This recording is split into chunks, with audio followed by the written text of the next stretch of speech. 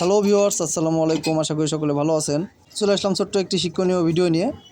এটা একটা নন return valve বা চেক বল যেটাই বলেন।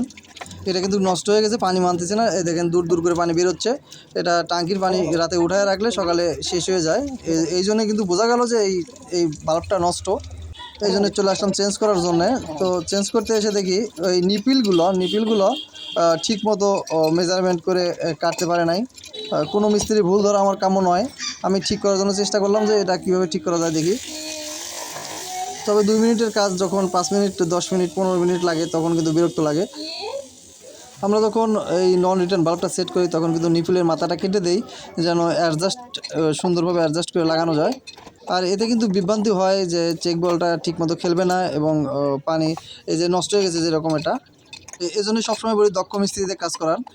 দক্ষ মিস্ত্রিতে কাজ করালে কাজটি মজবুত এবং সুন্দর হয়।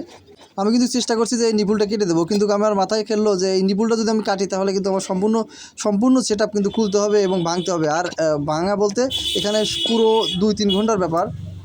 যদি আমি একটা নিপুল কাটি তাহলে আমার 2 ঘন্টা লাগবে। দেখেন এখানে কত বড় একটা স্পেস, তারপরেও স্পেস, এত বড় বড় নিপুল থাকার পরেও স্পেস থাকা সত্ত্বেও আমি আবার নিপুলগুলো খুলে সুন্দর করে যেন অল্প একটু করে দিয়ে কিন্তু আমি সেট করলাম।